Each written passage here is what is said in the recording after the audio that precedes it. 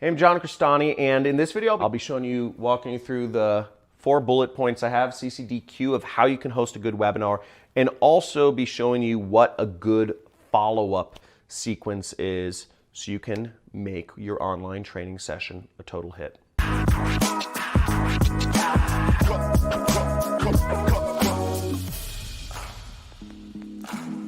So hosting an online webinar isn't very complicated, and I'm going to break it down very simply here. I host a lot of webinars for my business. One side of my business is I actually train people on my own business model, which is called affiliate marketing. Basically, I'm selling other people's products on a commission-only basis. If you want to learn more about that, just subscribe to my channel and you get a free course.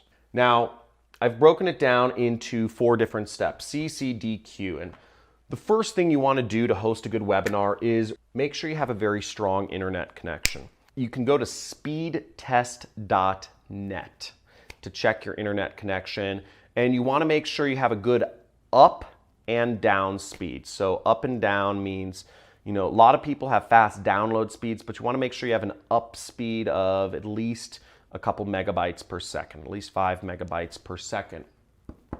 The other thing I would recommend you do, so again, be on a sound internet connection. You don't know how many people I've seen that have tried to perform a webinar only to get cut off midway through or something like that.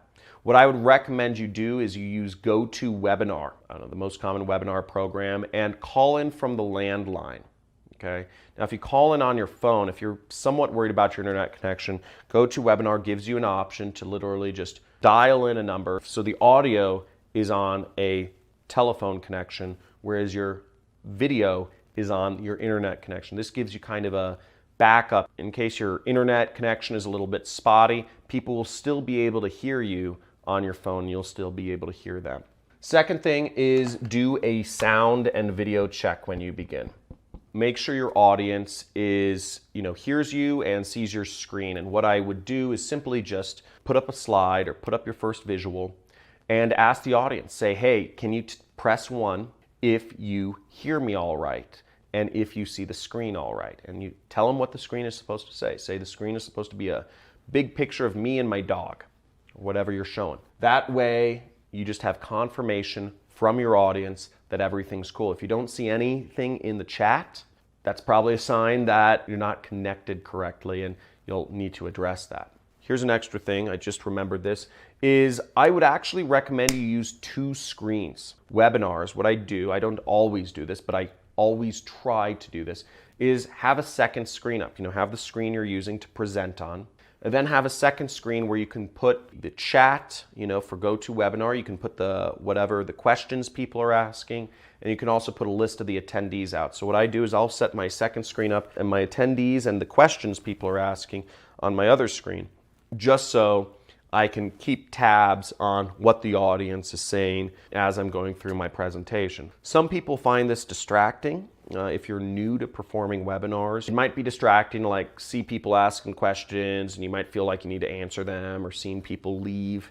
That can be really disheartening if you're performing for an audience of 100 people and you just see, people are saying, oh, this is boring, or, oh, I don't understand what you're talking about, and you get all self-aware and self-conscious. So maybe you don't want the chat up and the attendees up because maybe that'll distract you from the material you're delivering. I personally find it useful, but then again, I've done it quite a few times.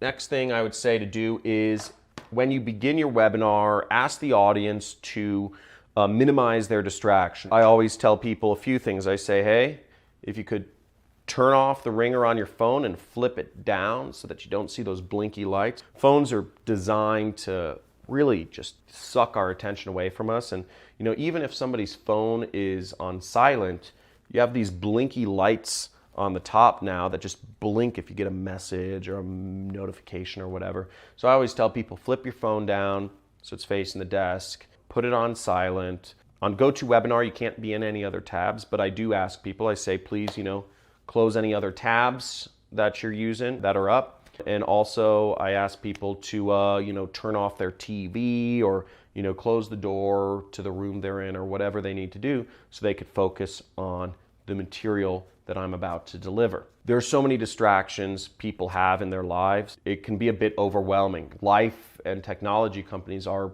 literally designed to take our attention away from, from other people. I mean, I could go on and on about how bad tech is for social relations, but a lot of people will have their TVs on. Call out all these things. Help people minimize those distractions. If you have something valuable to share with them, it will help them get the best, most juice out of your presentation. Now, the last thing is, I would say before you begin your presentation, also let people know what your question policy is. If you say, look, I encourage interaction, but I won't be answering questions until the end of the presentation, let them know that. Or if you want people to ask questions all throughout the presentation, you'll call on people and answer their questions, say ask questions anytime. Also, what I would do in the beginning is let people know if you're actually gonna call on them and unmute them, okay?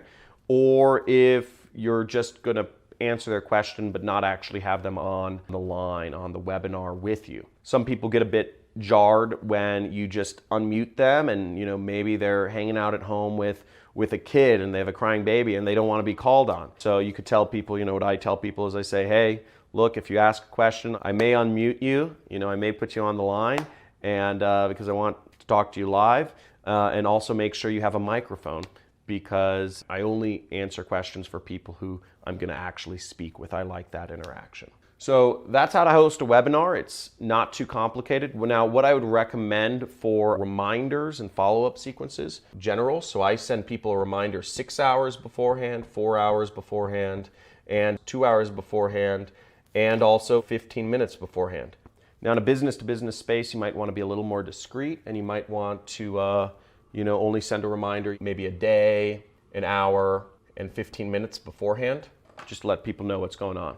If you have the ability to send text message reminders for your webinar that you're doing, I think that's very useful because, let's face it, sometimes people forget or life gets in the way or calls or whatever.